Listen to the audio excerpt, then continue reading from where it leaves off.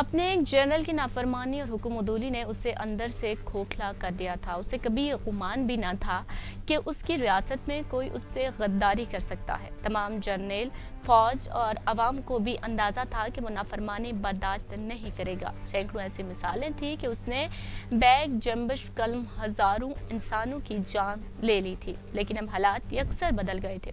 हर गुजरते दिन नए लम्हे में उसकी ताकत कमजोर होती जा रही थी और उसने हालात को भांप लिया था कि हिटलर जाने अनजाने में एक ऐसी गलती कर बैठा था जिसकी कीमत उसने अपनी जान देकर चुकाई, और वो गलती थी एसएस के सरबराह जनरल सेटेंस को एक खुसूसी हुक्म के तहत बर्लिन में मुकीम तमाम जर्मन फौजियों की सरबराही सौंपना।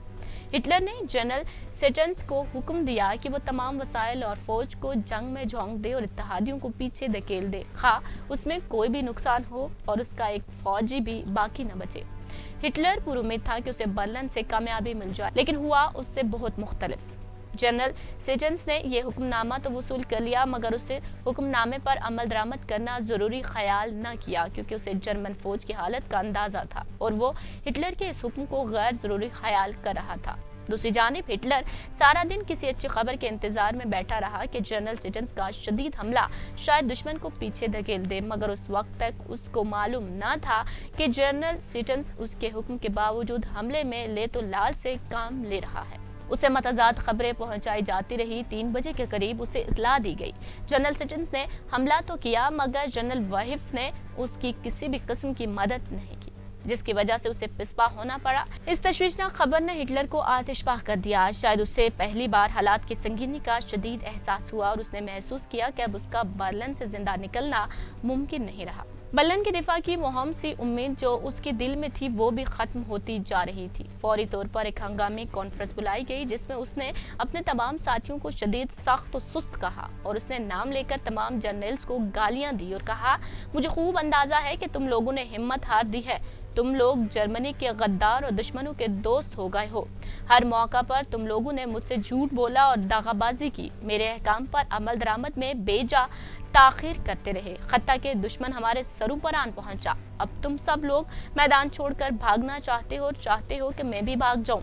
जाओ, तुम सब चले जाओ, मैं यहीं अपनी मौत का इंतजार करूंगा। इस हंगामी कॉन्फ्रेंस को बर्खास्त करके सबको रुखसत कर दिया गया। हालात के दबाव को कम करने के लिए हिटलर ने जनरल गोबल्स को इसकी बीवी बच्चों समेत तलब कर लिया, जिन पर हिटलर को बहुत एतमाद था। जनरल गोबल्स ने माँ अपनी अहलो अयाल हर हाल में उसका साथ देने के अज़्म का इजहार किया। इसके बाद हिटलर ने ऐसे तमाम कागजात छांट के नजरे आतिश कर दिए जिनका दुश्मन के पास जाना मुनासिब न था। फिर फील्ड मार्शल कैटल और जनरल बोरमैन को बुलाया और फिर से इस बात का इयादा किया, मैं किसी सूरत भी बर्लिन से बाहर नहीं जाऊंगा। इस मौका पर दोनों ने हतुल इम्कान कोशिश की कि किसी भी सूरत हिटलर को बर्लिन से निकलने पर आमादा कर लिया जाए, मगर हिटलर ना माना, बल्कि उसने प्रेसिडेंट के अफसराने आला को बुला भेजा और उससे दरियाफ्त किया कि क्या मेरा ये फैसला आवाम को पहुंचा दिया गया है कि मैं अपनी जिंदगी के आखिरी लम्हात तक बर्लिन में रहूंगा, और क्या हर शख्स इस फैसले से आगाह हो गया है। प्रेसिडेंट के अफसर आला से इस बात में जवाब मिला तो हिटलर ने फील्ड मार्शल कैटल को मजीद कुछ अहकाम दिए और फिर उसे अपने साथ खाना खिला के रुखसत कर दिया। ये हिटलर और फील्ड मार्शल कैटल की आखिरी मुलाकात थी। अगले रोज जनरल हमलर ने भी हतल मकदूर कोशिश की कि किसी तरह हिटलर को बर्लिन से निकलने पर मजबूर किया जाए, मगर उसकी कोशिश भी रायगां गई और वो हिटलर को कायल न कर सका। हिटलर ने एक बार फिर बर्लिन छोड़ने से इनकार कर दिया। 30 अप्रैल को चांसलरी में मौजूद लोग आहिस्ता आहिस्ता फरार का रास्ता अख्तियार करने लगे। हिटलर ने भी आम इजाजत दे दी कि जो शख्स भी जान बचा के निकल सकता है वो चांसलर से निकल जाए। 24 अप्रैल को ऐसा वाकया पेश आया जिसने हिटलर की मौत पर मोहर जब्त कर दी। अगर वो 1 साल कबल वाला हिटलर होता तो कभी ये बर्दाश्त न करता और अपने जनरल की बोटियां 3 पालतू कुत्तों को खिला देता, लेकिन अब वो कमजोर और मजबूर हो चुका था। 24 अप्रैल को जनरल गोयरिंग ने हिटलर से बगावत कर दी और उससे एक टेलीग्राम के जरिए मतला किया कि वो यानी हिटलर चूंकि मौजूदा सूरत हाल से निमटने की मुनासिब इस्तात नहीं रखता, इसलिए जर्मन फौजियों की कमान और दुश्मन से मुज़ाकरात का हक हिटलर के डिप्टी जनरल हरमन गोयरिंग का हासिल हो गया है। जनरल गोयरिंग तय दिल से उसका एहतराम करता है और दुआ गो है कि फेहरर का साया हमेशा हमारे सरों पर सलामत रहे।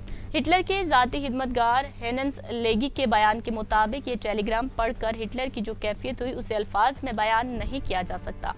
ऐसा मालूम होता था कि उसके जिस्म में खून का एक कतरा भी बाकी नहीं रहा। शायद ये उसकी आमरीत पर एक भरपूर ज़र्ब थी और उसकी मायूसी और बेपनाह इज़्तिराब से हमें यकीन हो चला था कि वो इस दुनिया में चंद रोज़ का मेहमान रह गया है। 25 अप्रैल को हिटलर ने अपने ज़ाती खिदमतगार लेंगी को बुलाया और कड़कदार लहजे में कहा कि लेंगी, मैं चाहता हूँ अब तुम्हें अपनी मुलाजमत से रुखसत कर दूँ। फौरी तौर पर लेंगी की समझ में कुछ न आया कि वो क्या करे, ताहम लेंगी ने इजहार वफादारी करते हुए रुखसत के बजाय पुरखुलूस साथ का इजहार किया, लेकिन हिटलर ने किसी भी किस्म के तासुर का इजहार किए बगैर कहा, लेंगी, मैं तुम्हारे जज्बे की कदर करता हूँ। 28 अप्रैल को आलमी जंगी मंजरनामे में उस वक्त इंतहाई ड्रामाई तब्दीली रुनमा हुई जब हिटलर के करीबी इत्तेहादी और हिटलर के डोमचे मसलूनी को इनकलाबियों ने गोली मार दी।